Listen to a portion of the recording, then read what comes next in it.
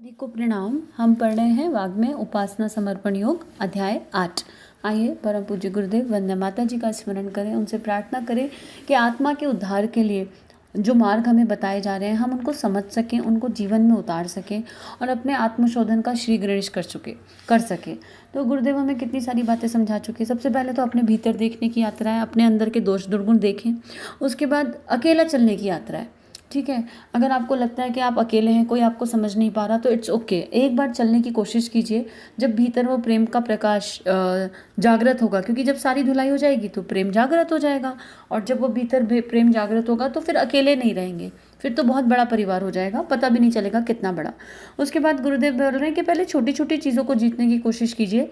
बहुत बड़े बड़े प्रयास शुरू में ही लेने की ज़रूरत नहीं है। अपनी क्लास देखिए, अंडरस्टैंड कीजिए कि हम कहाँ पर हैं, और उसके बाद आगे बढ़ेंगे। तो तप, त्याग, सत्य, अहिंसा, ये जो उच्चतम कैटेगरी, ब्रह्मचर्य, जो उच्च कैटेगरी की चीज़ें हैं, इनकी तरफ हम ऑटोमेटिक बढ़ चढ़ेंगे। हमें करना नहीं पड़ेगा अगर हम असंयम, आलस्य, आवेश, जो है अनियमितता, इन सबको जो है ओवरकम कर जाते हैं। और अपने गुण, कर्म और स्वभाव, इसके बारे में गुरुदेव बात कर रहे हैं। फिर अपना दीपक खुद बनना है, श्रेयस्कर मार्ग अपनाना है। और जब हम इस यात्रा पे चलेंगे तो हम ऑटोमेटिक स्वावलंबी हो जाएंगे हर तरीके से। हर संयम जब जीवन में आ गया तो हर लेवल पे हम स्वावलंबी हो जाएंगे। तो आइए आगे पढ़ते हैं, गुरुदेव क्या लिख रहे हैं। जीवन के प्रत्येक क्षेत्र में स्वावलंबी बनने का प्रयत्न करें।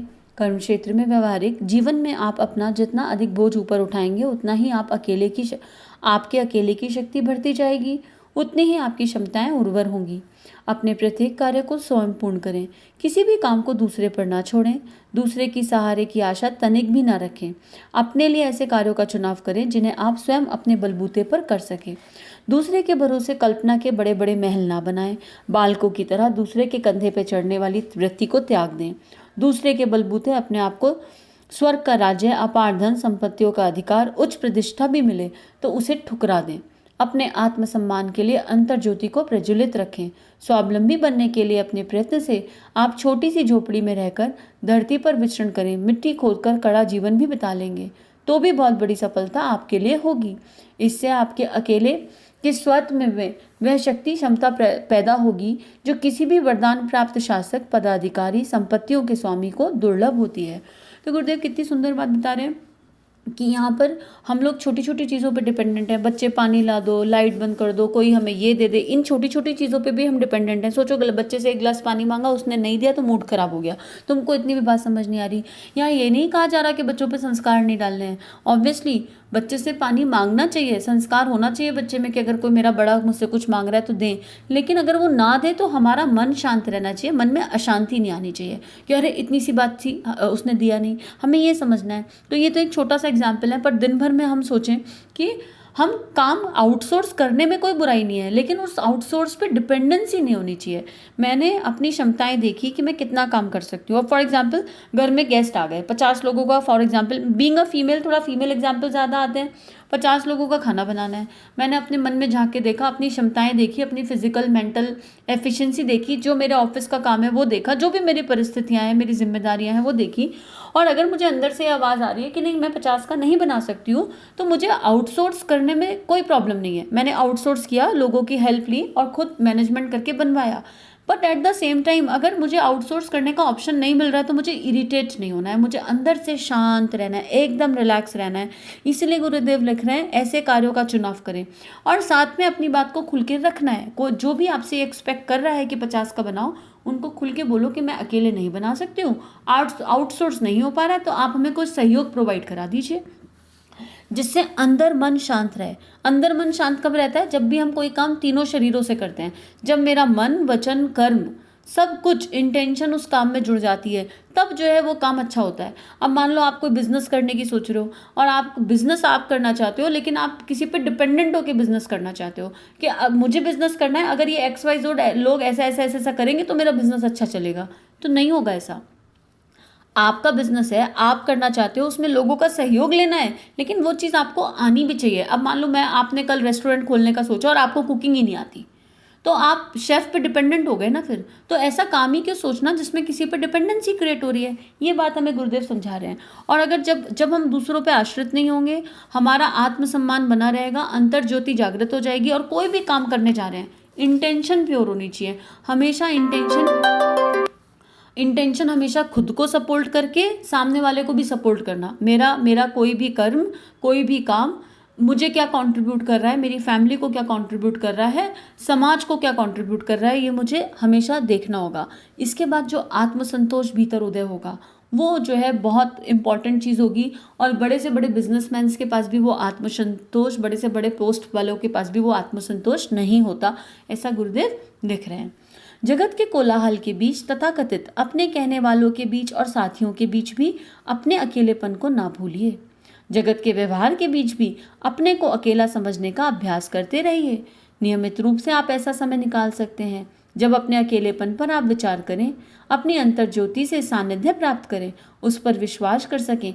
लेकिन यह भी ध्यान रखने की बात है कि अकेले चलने का अर्थ व्यक्तिवादी या स्वार्थी होना नहीं है और अहंकारी बनना भी नहीं।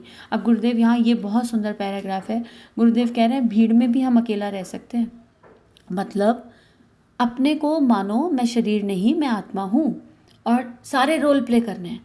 बच्चे के साथ जो बिहेवियर एक माँ का होना चाहिए वो, ससुराल वालों के साथ जो एक बहू का बिहेवियर होना चाहिए, आप हस्बैंड हैं तो वाइफ के साथ आपका कैसा बिहेवियर होना चाहिए, ये मेरी स्मरण शक्ति पर हो और मुझे याद रहे। और सारे कर्तव्य जितने भी रोल मिले हैं, दोस्तों के बीच में तो दोस्तों के साथ क्या बिहेवियर होना चाहिए, वो बिहेवियर व्यवहारिक मुझे याद रहे। But at the same time मुझे हर समय स्मरण रहे कि मैं आत्मा हूँ, मैं ये शरीर नहीं। और केवल ये जो केवल रिलेशनशिप है यही मेरी आइडेंटिटी नहीं है, मेरी आइडेंटिटी इससे बहुत बड़ी है, मैं परमात्मा का दिव्य अंश हूँ, ये स्मरण रखना। तो इससे क्या होगा, इससे कोई दुख क्रिएट नहीं होता, एक्सपेक्टेशंस नहीं होती, हर्ट नहीं होता अंदर, तकलीफ नहीं होती अंदर। जैसे मैं एक माँ का रोल प्ले कर रही हूँ और मेरे बच्चे ने कुछ ऊंचे शब्द में कह दिया, तो मैं माँ का रोल प्ले कर रही थी, मैं माँ के रोल में खो नहीं गई, उसमें आसक्त नहीं हो गई उस टाइम। तो बच्चा अगर ऊंचे शब्द कह रहा है तो भी मेरे अंदर कुछ गया ही नहीं, मुझे कोई हर्ट फीलिंग क्रिएट नहीं हुई। लेकिन क्योंकि मैं माँ का रोल प्ले कर रही हूँ तो मैं बच्चे को सहजता से समझा पाऊंगी कि देखो बेटा ये व्यवहार माँ के प्रति उचित नहीं है, ऐसा नहीं करना चाहिए। लेकिन मैं रेडिएट क्या कर रही हूँ, पीस, सोल लेवल पे। सोल कैसी होती है, सोल तो प्रेम प्रेम प्रेम, पीस पीस पीस और आनंद आनंद आनंद, वही रेडिएट करती है ना। परमात्मा क्या है, परमात्मा केवल वही तो है, दिव्य गुणों का समुच्चय, शक्तिपुंज, प्रेम का समुच्चय, प्रेम की ऊर्जा, वही तो है। तो ये याद रखना है। अब यहाँ पर एक चीज़ गुरुदेव और बोल रहे हैं कि अकेले होने का मतलब ये नहीं है कि हमने तो सबको ठुकरा दिया और हम अपने अहंकार को, हमारी साधना हो जाए बाकी जाए दुनिया बाढ़ में, ऐसा वाला मोड नहीं कह रहे गुरुदेव अपनाने के लिए कि हमारी यात्रा ठीक है, बाकी सबकी गलत है, जो हमको प्राप्त होना है, बस जो हमें चाहिए वही सही है। अहंकार को पोषित करने के लिए नहीं कह रहे हैं गुरुदेव। और फिर अहंकार का पोषण तब होता है जब हम अकेले की यात्रा पे तो चल रहे हैं, लेकिन भीतर देखने की जगह पूरी दुनिया को देख रहे हैं। अच्छा मैं तो ऐसा ऐसा करता हूँ और ये बाजू वाले ऐसा ऐसा नहीं करते हैं, तो मैं जो कर रहा हूँ एक्टिविटीज़, जो मेरे कर्म है वो श्रेष्ठ हैं और जो बाजू वाले के कर्म है वो श्रेष्ठ नहीं है। अगर ये कंपैरिजन आ गया तो अहंकार का पोषण होने का सवाल है। क्यों? क्योंकि गुरुदेव ने शुरू में ही कह दिया किसी दूसरे की यात्रा को देखना ही नहीं है, सब तो रोल प्लेयर है। कल ही बताया ना, ग्रैटिट्यूड पे करो।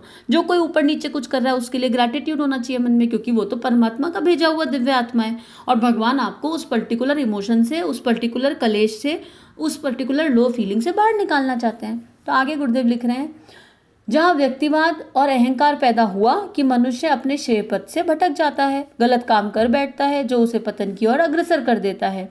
अकेलेपन का अर्थ लोक व्यवहार को तोड़ बैठना, सामाजिक उत्तरदायित्व से आंख मूंद लेना, परस्पर सहयोग, सहायता, मेलजोल से हाल धो बैठना भी नहीं है। अकेले स्वत्व का अर्थ है मानव जीवन और जगत में विचरण करने के लिए बाह्य वस्तु पदार्थों पर, दूसरे लोगों की सहायता पर ही अवलंबित ना रहें, वरन उसकी इस यात्रा पर शक्ति स्रोत का अंतर बहे। अंतः प्रेरणा पर चलने वाले ही सफल होते हैं। अब गुरुदेव इसको और सुंदर तरीके से एक्सप्लेन कर रहे हैं, ठीक है, कि अगर आपके मन में, हमारे मन में कभी हर्ट इमोशन, ईर्ष्या, जेलेसी, गुस्सा, तनाव, स्ट्रेस, एंजाइटी, ऐसा कोई भी इमोशन क्रिएट हो रहा है तो इसका मतलब हम अकेलेपन की यात्रा पर नहीं आ रहे हैं, हम ईगो की यात्रा पर चल रहे हैं, अहंकार। क्योंकि अकेलेपन की यात्रा मुझे मेरे आत्मभाव से, मुझे मेरे भीतर के प्रकाश से इतना ज़्यादा जोड़ देगी, इतना एक्सट्रीम पे जोड़ देगी कि ये लोअर इमोशंस, ये लोअर थॉट, कंपैरिजन, ये सब आ ही नहीं सकता। केवल परमानंद की फीलिंग हमेशा रहेगी। और परमानंद की फीलिंग आत्मीयता का विस्तार करती है। फिर सबका दुख दिखाई देगा, सबका तकलीफ दिखाई देगी, तो अंदर अंदर करुणा का भाव जागृत होगा, लोगों से मिलने का मन करेगा, कोई परेशानी में है तो उसको सपोर्ट करने का, हेल्प करने का मन करेगा। लेकिन किसी के पीछे नहीं पड़ जाओगे आप यहाँ पर। अब अगेन मान लो आपके घर में ऐसा कोई बंदा है जहाँ आपको लगता है कि इनकी यात्रा में आप सहयोग कर सकते हो, तो आप सहयोग तभी कर सकते हो जब सामने वाले की इच्छा हो सहयोग लेने की। आप जबरदस्ती नहीं कर सकते हो। दूसरा सहयोग, आपके व्यवहार में परिवर्तन सामने वाले को दिखाई दे जाए तो ऑटोमेटिकली उनके मन में आएगी ये फीलिंग कि यार ये वाला व्यवहार अच्छा है, ये सुकून और शांति देने वाला है। लेकिन कब आएगी ये आपके हाथ में नहीं है, ये सामने वाली चेतना पर भी निर्भर करता है। इसलिए हमें किसी को नहीं देखना, बस आत्मनिर्माण। गुरुदेव जो इस चैप्टर में कह रहे हैं, बस अपने ऊपर काम करते जाएं और इस लेवल पे करते जाएं कि भीतर प्रेम का समुद्र, वसुधैव कुटुंबकम का भाव जागृत होने लग जाए, और उसके बाद सब अपने हो जाएंगे। फिर अकेलापन फील ही नहीं होगा। फिर लोग आपके अंदर एक मैग्नेटिक पर्सनालिटी क्रिएट हो जाएगी, लोग ऑटोमेटिकली आपकी तरफ आएंगे। अकेले स्वत्व का अर्थ मानव जीवन और जगत में विचरण करना, बाह्य वस्तु पदार्थों पर, दूसरे लोगों की सहायता पर ही अवलंबित ना रहे। और जब हम अकेले चलेंगे तो वो शक्ति जागृत हो गई। अकेले कौन से तरीके से, गुरुदेव ने यहाँ समझा दिया। जब शक्ति जागृत हो गई तो डिपेंडेंसी खत्म हो गई। डिपेंडेंसी खत्म हो गई तो सहयोग जहाँ से जरूरत होगी अपने आप मिलेगा। अब आप चाह नहीं रहे हो, लेकिन जो सहयोग आप ढूंढ रहे हो वो अपने आप मिलने लगेगा। उसके बाद क्या होता है, अंतः प्रेरणा पर चलने वाले ही सफल होते हैं। बाह्य अनुभव ज्ञान, दूसरे के दृष्टिकोण विचारों को हे समझने की गुंजाइश ही नहीं। यही बात बार बार है कि किसी को हे समझ ही नहीं सकते। हम बाह्य अनुभव ज्ञान सबसे सब कुछ सीख रहे हैं और सबके लिए ग्रैटिट्यूड डालते चल रहे हैं, तो किसी को कोई लो है या हाई है ये थॉट ही क्रिएट नहीं होगा मन में। किसी के अंदर का कोई मैल दिख रहा है तो अपने अंदर पहले झांक लो, कहीं वो आप में तो नहीं है, कहीं वो हम में तो नहीं है। यहाँ पर आवश्यकता इस बात की है कि बाह्य ज्ञान अनुभव विचारों को अंतःदीप के प्रकाश में देखें। आंख मूंद कर उसको ना मान लें। विवेक जागृत, आंख मूंद कर नहीं मानना है। बाहर से किसी ने कुछ समझाया, आपने अगर मान लो कोई मुझे आके बोले तुम चोर हो, तो ऐसा नहीं कि उन्होंने कहा मैं चोर हूँ और मैं लो हो गई, मैं हीन भावना का शिकार हो गई, कह रही मैं तो चोर हूँ।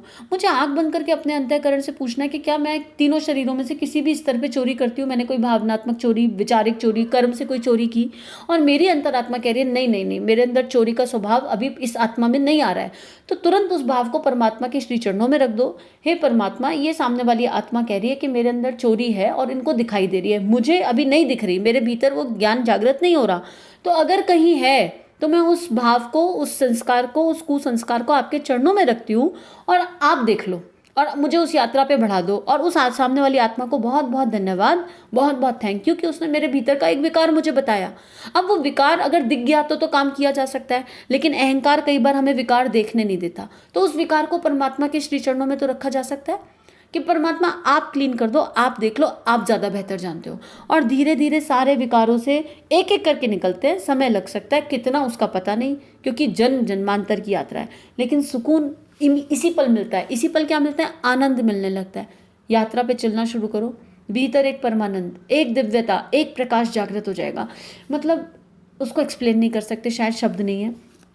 इस तरह स्वतंत्र निर्माण करने वाला व्यक्ति ही जीवन में सही तथ्य तक पहुंच सकता है। तो आज सभी के लिए स्वाध्याय यही समाप्त करते हैं और सभी के लिए दिल से, अंतरात्मा से प्रार्थना कि हम भीतर के उस प्रकाश की ओर एक कदम रखें और हम सबके भीतर भी वो दिव्यता जागृत हो जाए और एक सुकून, अनंत सुकून, एक परमानेंट हैप्पीनेस वाली फीलिंग हम सबको मिले। यही प्रार्थना परमात्मा से। Thank you so much. सभी को थैंक यू बोलते हैं आज। मदर अर्थ को विजुलाइज कीजिए और भाव कीजिए मदर अर्थ को देखते हुए, हे माँ, आप हमारे जन्म जन्मांतर के हर कर्म की साक्षी हैं, हमारे हर जन्म की साक्षी हैं। इस जीवन या किसी भी जीवन, कभी भी किसी को कोई दुख दिया है तो उन सब से क्षमा प्रार्थना, पूरे दिल से क्षमा मांगिए। और जिन लोगों ने भी इस आत्मा की यात्रा में सहयोग किया, किसी भी जीवन, इस जीवन या किसी और जीवन, कभी भी किसी भी तरह, उन सबको अनंत अनंत कोटि कोटि धन्यवाद। ये धन्यवाद का भाव डिपॉजिट कीजिए और सभी को प्रणाम, सभी को आभार। हमारे YouTube चैनल को सब्सक्राइब करें और बेल आइकन को दबाकर ऑल पर क्लिक करें ताकि नोटिफिकेशंस आपको मिलती रहें।